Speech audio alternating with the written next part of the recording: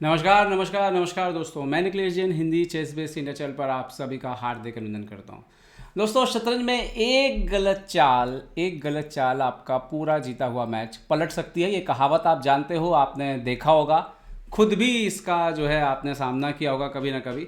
और ऐसा ही कल कुछ हुआ। दो भारत के बेहतरीन युवा खिलाड़ियों के बीच जो मुकाबला हुआ उसमें गुकेश और प्रज्ञानंदा, इन दोनों के बीच कल रेकेविक ओपन में नौवा राउंड, मतलब अंतिम जो फाइनल राउंड था वो खेला गया। बाजी कुछ इस तरह से लगी हुई थी कि जो भी जीतेगा वो चैंपियन बन सकता है। प्रज्ञानंदा जीतने में कामयाब रहे, चैंपियन बन गए। लेकिन इस मैच ने एक झलक दिखाई कि भारतीय युवा प्रतिभाओं में जो है वो किस तरह का एक प्रकार से उज्जवल भविष्य वो जो है छुपा हुआ है भारत के लिए, और किस तरह से इन्होंने जो है एक शानदार मुकाबला खेला। लेकिन क्या ये मैच प्रज्ञानंदा जीत रहे थे? सीधे शब्दों में कहा जाए तो नहीं। पूरे समय गुकेश का दबदबा था, लेकिन प्रज्ञानंदा ने, वो जैसी आदत है इन लोगों की, हार मानते नहीं हैं, और हार मानी नहीं। गुकेश से गलती हो गई, और गलती भी कोई छोटी मोटी नहीं हुई, बड़ी गलती हुई, और प्रज्ञानंदा ने मुकाबला जीत लिया। तो आइए देखते हैं मुकाबला क्या कुछ हुआ। इससे पहले एक बार स्टैंडिंग देख लेते हैं। स्टैंडिंग देखिए आप। अगर कल गुकेश आसानी से ड्रॉ करते, सफ़ेद मोहरों से खेल रहे थे, तो वो 5वें नंबर पर होते रैंकिंग के हिसाब से, और प्रज्ञानंदा शायद चैंपियन ना बन के सेकेंड वगैरह पे होते। पर गुकेश ने जीतने का राह चुना, और फाइटिंग शतरंज जो है वो खेली। तो ये एक चीज़ बताती है कि ये जो खिलाड़ी हैं, 16 साल के हैं, 17 साल के, डरते किसी से नहीं हैं, और अपना बेस्ट देने की कोशिश करते हैं हर मुकाबले में। सफ़ेद मोहरों से ये मैच खेल रहे थे गुकेश। शुरुआत होती है D4 से। D4, night F6, C4, E6, night C3, bishop B4। निम जो इंडियन डिफेंस यहाँ पे खेला गया, E3, कैसल, बिशप D3। तो डेवलपमेंट जारी है, और यहाँ पर प्रज्ञानंदा ने चूज़ किया D5 लाइन, और गुकेश ने एक्सचेंज वेरिएशन चुना। यहाँ पर night F3, night G2, A3, ये सारी लाइन है, बट गुकेश ने एक्सचेंज वेरिएशन चुना, C × D5, E × D5, और अब A3 करके, जैसा कि निम्जो इंडियन में हमेशा पूछा जाता है इस नोट से कि भैया मारोगे घोड़े को या घर जाओगे, तो भाई प्रज्ञा ने यहाँ पर बिशप D6 खेला। Okay, queen C2। नाउ इस पूरे डायगोनल पर H7 तक जो है यहाँ पर प्रेशर है। B6 खेला यहाँ पर प्रज्ञा ने, जो कि कम खेला जाता है, बेहद ही कम खेला जाता है, क्योंकि ये जो C5 वाला लाइन है जिसमें आइसोलेटेड पॉन हो जाता है, B6 वाला जो यहाँ पर आप सिस्टम, मतलब जो नेचुरल जो यहाँ पे मूव है ना, वो एक्चुअली में C6 है। जब भी एक्सचेंज वेरिएशन हो जाता है तो जो सबसे नेचुरल है, क्योंकि बिशप आपका ऑलरेडी निकल चुका है ना इधर से, अब चूंकि यहाँ पे तो कोई पॉन है नहीं एक्सचेंज वेरिएशन की वजह से, तो बिशप का वो प्रॉब्लम रह नहीं जाता है, और इसीलिए B6 थोड़ा अनयूजुअल है इस पोजीशन में। कम खेला गया, बहुत ही कम, सिर्फ 4 ही गेम मिलेंगे आपको डाटाबेस में।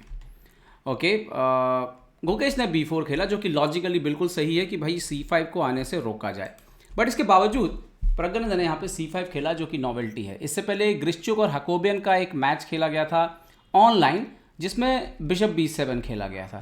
तो प्रज्ञानंदा ने यहाँ पे C5 चुना। ओके, गुकेश ने एक्सचेंज किया, pawn into pawn, pawn into pawn, pawn into pawn, bishop into pawn, और उसके बाद आप देखिए कि ये जो D5 पे पॉन है, ये एक आइसोलेटेड क्वीन पॉन है, बन चुका है। आपको बदले में क्या मिलता है? आपका पॉन D5 पे थोड़ा कमज़ोर तो होता है, लेकिन आपको बदले में एक ई फाइल मिलती है, एक सेमी ओपन फाइल। ठीक है, गुकेश ने कंटिन्यू किया डेवलपमेंट, नाइट F3, रुक E8, वही सेमी ओपन फाइल पे अपना हाथी रखते हुए यहाँ पर प्राग कासल कर लिया यहाँ पर गुकेश ने। और अब यहाँ पर प्रज्ञानंदा खेलते हैं bishop G4।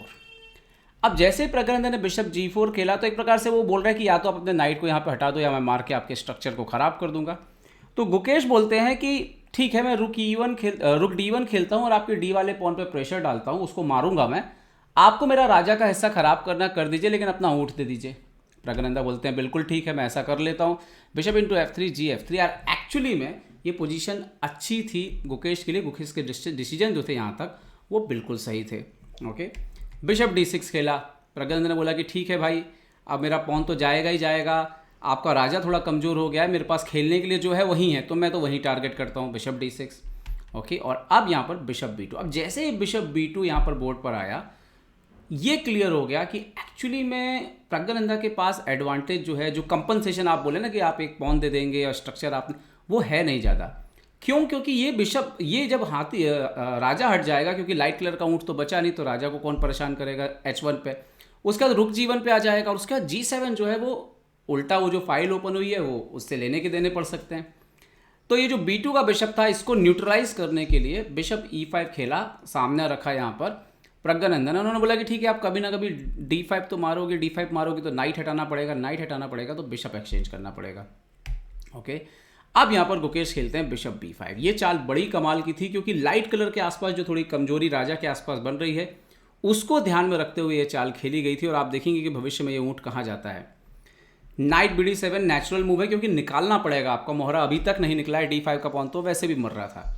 Okay, night into D5, bishop into B2 exchange किया, जो कि प्रज्ञानंदा चाहते थे। क्वीन B2, रुक E5 खेला उन्होंने, सो बिशप इंटू D7, नाउ रुक इंटू D5, रुक into D5, night into D5, bishop H3।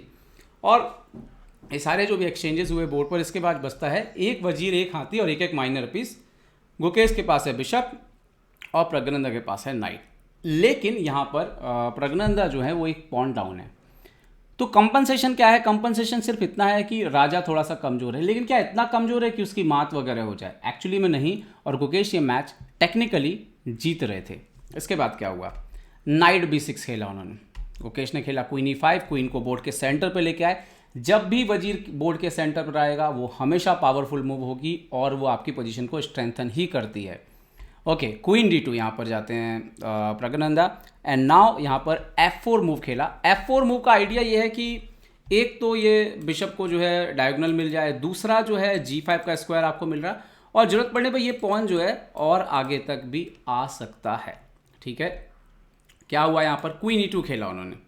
अच्छा, यहाँ तक जो पोजीशन दिख रही थी, बिल्कुल साफ दिख रहा था कि गुकेश ये मैच जीत जाएंगे, क्योंकि आप देखिए कि ये वजीर अकेला क्या करेगा, और ये नाइट अभी भी बोर्ड के थोड़ा सा मतलब प्ले से बाहर है, हाथी अभी भी गेम में नहीं है, पॉन डाउन है आप। तो यहाँ तक तो बिल्कुल लग रहा था कि प्रज्ञानंदा कर क्या लेंगे, इस पोजीशन को कैसे कम बैक करेंगे। अब देखिए कि कम बैक कैसे होना शुरू होता है। ओके, रुक C1 खेला यहाँ पर, और इसके बाद आखिरी जो मोहरा था गुकेश का, वो भी गेम में आ गया। Queen D3। अब वो आइडिया है कि वो G6 पर जो है वो आना चाहते हैं, और ये वो पोजीशन था एक्चुअली में जहाँ पर गुकेश के पास समय बहुत कम बचा था, मतलब गुकेश सेकंड्स में खेल रहे थे। अब क्या होता है कि गुकेश, जब आपके पास समय कम हो तो थ्योरी क्या कहती है, सजेशन क्या है? सजेशन ये है कि भैया आप आसान चेस खेलें, कॉम्प्लिकेशन ना करें, एक्सचेंज करके अपने एडवांटेज को धीरे धीरे इंप्रूव करें। और उसीलिए यहाँ पे गुकेश क्वीन C3 खेलते हैं, जो कि गलत नहीं है। लेकिन यहाँ पे ज़्यादा अच्छा क्या होता है? ज़्यादा अच्छा होता है यहाँ पे A4 का पान को बढ़ना, ताकि आपको A5 आके इस नाइट को हटाने दीजिए, बाद में A6 तक आ जाइए, और बाद में जब कभी A7 अगर मरेगा तो फिर आपके लिए, और बिशप G2 पे बैठ के सब कंट्रोल कर देगा पूरा डायगोनल। नाइट A4 यहाँ पे पॉसिबल नहीं है, क्योंकि बिशप F5, क्वीन A6 और रुक C7 के बाद तो पोजीशन बहुत ख़राब होने लग जाएगी। खैर, मैच पे गुकेश एक्सचेंज के लिए जाते हैं। प्रज्ञानंदा के पास ज़्यादा कुछ है नहीं, उन्होंने रुक D8 निकाला यहाँ पे। अब आइडिया ये है कि अगर गुकेश मारते हैं एक्सचेंज, तो ये जो पोजीशन आएगी A3 का पॉन टारगेट है, तो रुक A1 के बाद वाइट पॉन अप है, स्लाइड बेटर है, लेकिन विनिंग नहीं है। ये मोस्टली ड्रॉ के चांसेस काफ़ी रहेंगे। तो गुकेश क्या चाहते हैं? विन। तो उन्होंने क्या किया? Queen C7।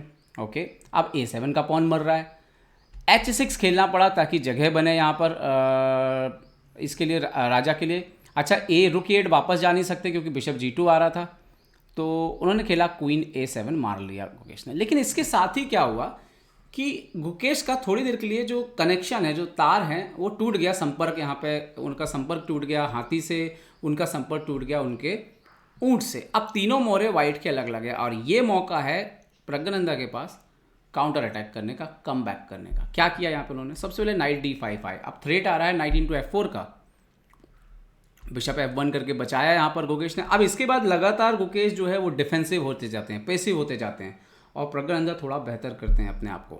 Queen G6 check, तो बिशप G2। अब ऊँट फंस गया, आपका ऊँट पिन हो गया। नेक्स्ट मूव आती है नाइट C3। अब ये क्या मूव है? अब आप मार नहीं सकते, रुक C3, रुक D1 से मेट लगी हुई है, और नाइट E2 चेक आके रुक मर रहा है। और यहाँ पर यही था कि गुकेश जो है वो सेकेंड्स में खेल रहे थे, और इसका दबाव साफ दिख रहा था। प्रज्ञानंदा उनके दोस्त हैं, कुछ दिन पहले जब हमने इंटरव्यू किया था तब पूछा भी था कि कैसे ये जो आपके साथ के प्लेयर हैं, कैसा दबाव आप महसूस करते हैं, क्या मोटिवेशन आप एक दूसरे को देते हैं। तो उन्होंने बताया था कि सब अच्छे दोस्त हैं, लेकिन बिल्कुल कोशिश करते हैं एक दूसरे को हराने को, एक दूसरे को पीछे छोड़ने की, और ये एक अच्छी बात है भारतीय शतरंज के लिए। यहाँ पे क्या हुआ? गुकेश ने रुक F1 खेल दिया, तो अब दूसरा पीस भी पेसिव हो गया, जो एक एक्टिव पीस था वो भी अंदर चला गया। तो अब आपके मोहरे जो है वो काम करना बंद कर रहे हैं, और प्रज्ञानंदा के मोहरे इम्प्रूव हो रहे हैं। अब ये वो मोमेंट था, जैसे यहाँ पे एक गुड मूव था, क्वीन A5 खेल दिया जाए। अब इसमें क्या आइडिया है, night E2 check, king H1। यहाँ पे अगर नाइट C1 मारा तो क्वीन इंटू D8 है, और अगर नहीं मार के रुक B8 वगैरह खेला तो रुक E1 के बाद क्लियर विनिंग पोजीशन है ये वाइट के लिए। तो ऐसा भी हो रहा था, लेकिन टाइम प्रेशर पे नहीं दिखता इतना आसान। उन्होंने रुक F1 डिफेंसिव मूव खेला, और अब खेलते हैं प्रज्ञानंदा क्वीन D3। क्या किया उन्होंने, क्वीन को यहाँ लेके क्यों गए? अब आइडिया ये है कि रुक को रिप्लेस करेंगे G6 पे, जो खर पे कहाँ पे वजीर बैठा हुआ था। ये आखिरी चांसेस थे, इससे ज़्यादा कुछ था नहीं यहाँ पे प्रज्ञानंदा के पास। मज़े की बात यह है कि अभी भी गुकेश जो है वो जीत ही रहे थे। गुकेश ने खेला A4, अपना पास्ट पॉन को बढ़ना शुरू किया, जो कि मतलब टेक्निकली सही डिसीजन ले रहे हैं वो, लेकिन थोड़ा थोड़ा पेसिव होते जा रहे हैं, क्योंकि समय कम है। समय कम में आप बहुत ज़्यादा देर समय नहीं ले सकते, तो आपको पेसिव मूव खेलनी पड़ जाती हैं। रुक D6 आता है, ओके, नाउ A5, ये भी सही चाल है। रुक G6 जाता है, प्रज्ञानंदा के पास ज़्यादा कुछ है ही नहीं, यही करना है जो करना है। और अब चाल आती है यहाँ पर किंग H1 खेलते हैं, वो हट जाते हैं ताकि पिनिंग का झंझट जो है वो खत्म हो जाए, क्वीन E4 वगैरह का। क्वीन किंग H7 खेला यहाँ पर इन्होंने, ताकि कोई चेक वैक होके या डिफेंस जो है वो ना एक्टिव हो जाए। तो अब यहाँ पर गुकेश खेलते हैं क्वीन D4, और एक्चुअली में इसके बाद पोजीशन बिल्कुल विनिंग थी, लेकिन अब सेकंड्स में खेल रहे गुकेश से होती है कुछ कैलकुलेशन में गड़बड़ियाँ। क्या हुई गड़बड़ियाँ? प्रज्ञानंदा ने खेला क्वीन F5। अब एक्चुअली में वाइट का थ्रेट क्या है? वाइट का थ्रेट है क्वीन G4 आके आपकी जो है वो मात लगाने की कोशिश करना, ठीक है। अब ये पोजीशन थी जहां पर गुकेश कुछ सेकंड्स थे इनके पास, 15-20 सेकंड, उनको डिसाइड करना था कि घोड़ा मारना है नहीं मारना। एक्चुअली में घोड़ा मारना चाहिए था, लेकिन कई लोग ऐसे कमेंट्स में लिख रहे थे कि गुकेश ने फ्री में घोड़ा कैसे छोड़ दिया। एक्चुअली में उन्होंने जो वेरिएशन सोचा था वो कुछ यूं था, क्वीन C3 पे, रुक G2 पे किंग G2 अगर मारते हैं तो यहाँ पे देखिए queen G4 check, king H1, और ये परपेचुअल हो रहा है, मतलब ये ड्रॉ हो जाएगा। बट यहाँ पे एक चाल छुपी थी जो कि निश्चित तौर पे 15-20 सेकंड में देखना पॉसिबल नहीं है, और वो चाल थी कि रुक G2 को जाने दो, मारो ही मत, यहाँ पे खेलो क्वीन E5, और ये क्लियरली विनिंग है वाइट के लिए। ये चाल हो गई मिस, 15-20 सेकंड में सोचना पॉसिबल ही नहीं है। अब इस मिस्टेक की वजह से मतलब ये कैलकुलेशन जो उनको गड़बड़ हुआ, उन्होंने क्वीन, अब पूरा टाइम उनका चला गया और उन्होंने C3 को लास्ट मोमेंट पे मारना कैंसिल करके क्वीन E5 खेल दिया, और यहाँ पे मिस हो गई गुकेश से चाल, वो थी क्वीन G4। अगर ये चाल दिख गई होती तो वो चुपचाप X3 खेल देते, लेकिन हुआ ये कि नाइट मूव मारने की कैलकुलेशन में उनको जब दिखा कि ड्रॉ हो रहा है, उन्होंने क्वीन E5 सोच के सोचा थोड़ा सा टाइम ले लेता हूँ बोर्ड पर, लेकिन यहाँ पे मिस्टेक हो गई, क्वीन G4 आ गया और अब लग गई मात।